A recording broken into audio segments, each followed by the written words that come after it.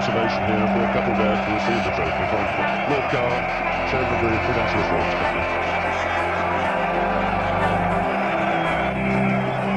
Tremendous performance by this Indian side.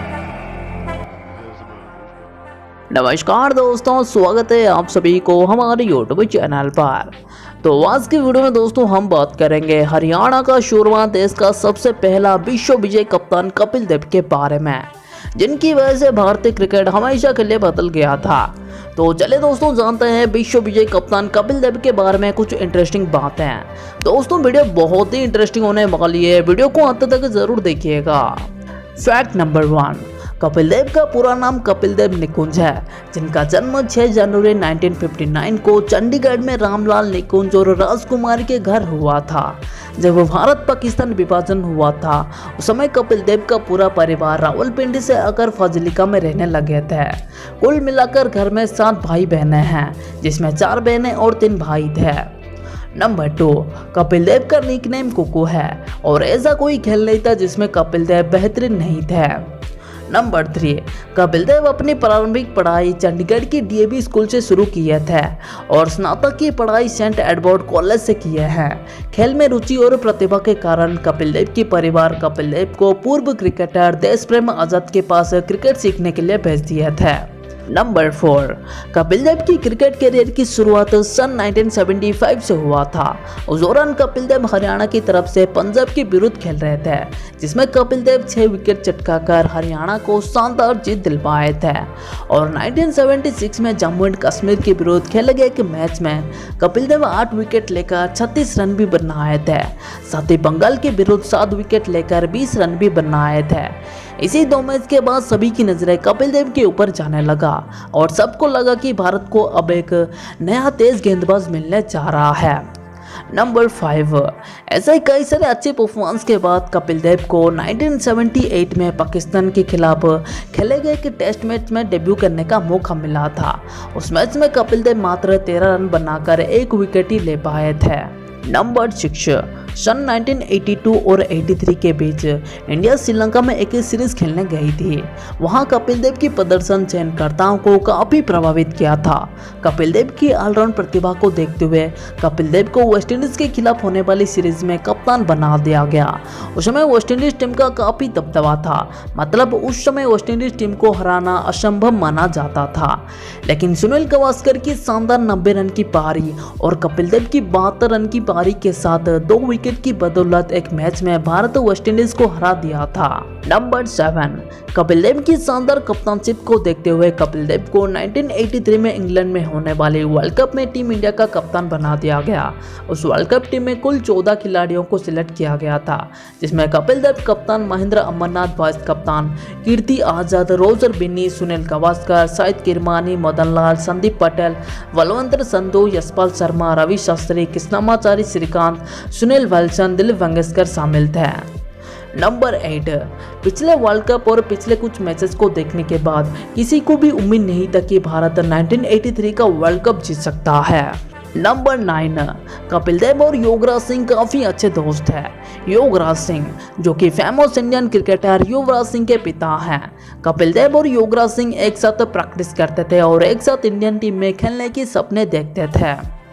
Number 10, 22 साल की उम्र में शादी। कपिल देव मात्र 22 साल की उम्र में ही 1980 में शादी कर लिए थे। कपिल देव की पत्नी का नाम है रोमी भाटिया और शादी के 17 साल के बाद उनकी वहां एक बेटी का जन्म हुआ था, जिनका नाम अमिया देव रखा गया है। नंबर 11, पहली मुलाकात। रोमी भाटिया और कपिल देव का मुलाकात एक पार्टी के दौरान हुआ था और पहली नज़र में ही कपिल देव रोमी भाटिया से प्यार कर बैठे। पार्टी के दौरान दोनों काफ़ी अच्छे दोस्त बन गए थे और ये दोस्ती इतनी गहरी हो गई थी कि दोनों एक दूसरे के प्यार में पड़ गए थे। नंबर 12, कपिल देव की ससुराल वाले शुरुआत में रोमी भाटिया को कपिल देव से शादी करवाने के लिए हिचकिचा रहे थे, क्योंकि कपिल देव की छवि एक गांव में रहने वाले लड़के जैसा था और रोमी भाटिया मुंबई के एक साथ इंग्लिश बोलने वाले परिवार से थी। रोमी भाटिया का कहना, मुझे कतई शर्म नहीं आई थी कि कपिल देव को मेरी मुंबई की दोस्तों की तरह इंग्लिश बोलना नहीं आता था, मगर उनसे बात करना मुझे काफ़ी अच्छा लगता था। और बात रही हमारी घर वालों की, हम हमारी फैसले पर टिके रहे थे। नंबर 13, 25 जून 1980 थी, जिसके बाद इंडियन क्रिकेट हमेशा के लिए बदल गया था। उस दिन भारत लॉर्ड्स मैदान पर कपिल देव की कप्तानशिप में वर्ल्ड कप जीता था। इससे पहले भारत उप महाद्वीपों के बाहर काफी बुरा प्रदर्शन किया करता था। नंबर 14, कपिल देव बता रहे थे कि उस समय वेस्टइंडीज की टीम अपने आप ही एक परिघटना थी। वो सामने वाली टीम को सिर्फ हराते नहीं थे, बल्कि उनके ऊपर ऐसे टूट फैटते थे जैसे भूखे सर अपनी शिकार पर जैसा हमला करता था। उनके पास जानलेवा फास्ट बॉलिंग थी और भयानक बैटिंग से भरा बैटिंग लाइनअप, जिसके सबसे अगले कतार पर सर विव रिचर्डसन थे।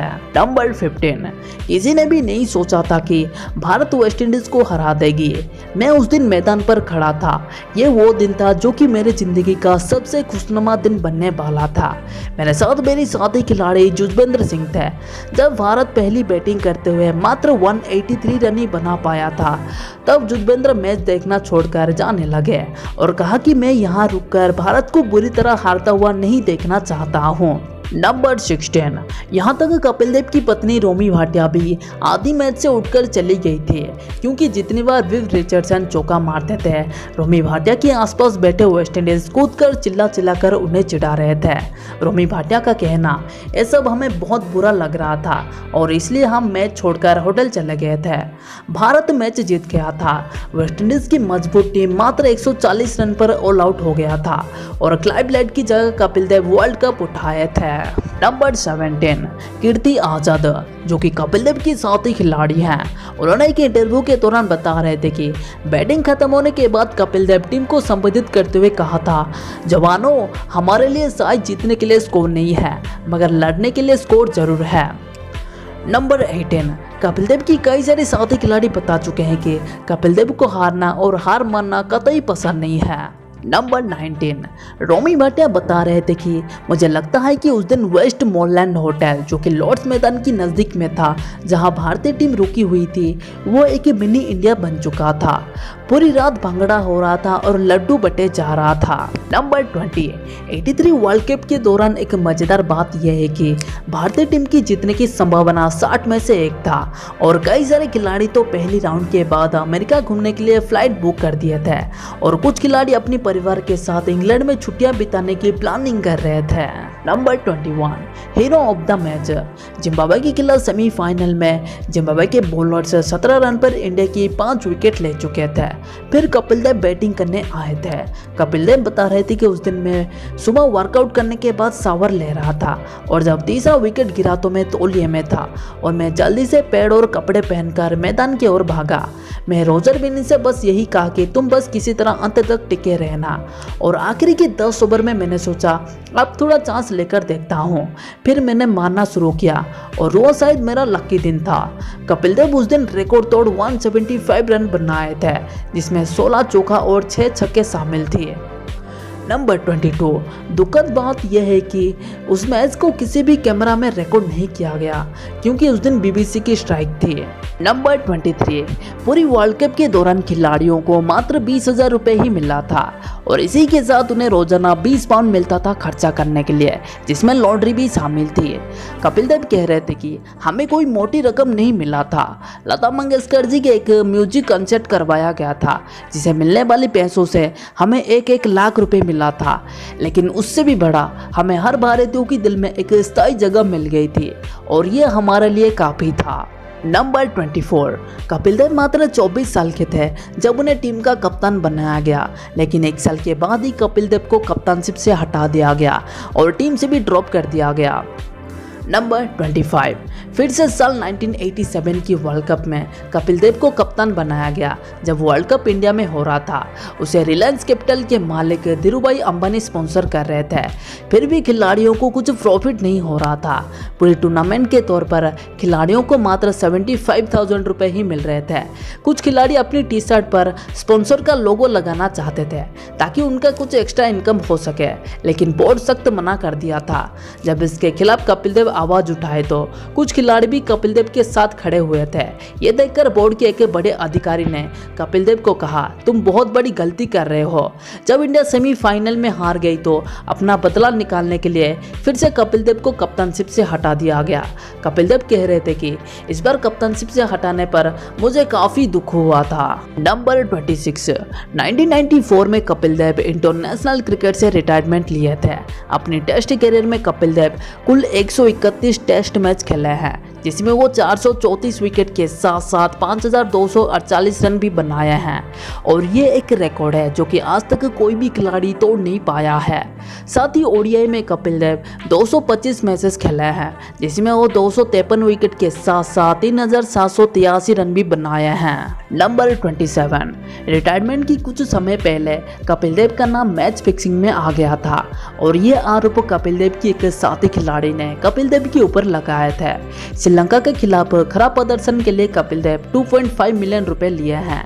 ये आरोप कपिल देव के ऊपर लगाया गया था, लेकिन इसका कुछ सत्य प्रमाण नहीं मिला था। नंबर 28, बीसीसीआई कपिल देव को कोच के तौर पर भी नियुक्त किया था, लेकिन कुछ विवादों के चलते कपिल देव 10 महीने के अंदर ही इस्तीफा दे दिए थे। सुनने को मिलता है कि फिर से कपिल देव के ऊपर मैच फिक्सिंग का आरोप लगाया गया था, जिसके चलते यह सब बेबुनियाद आरोपों से बचने के लिए कपिल देव कोच की पद से इस्तीफा दे दिए थे।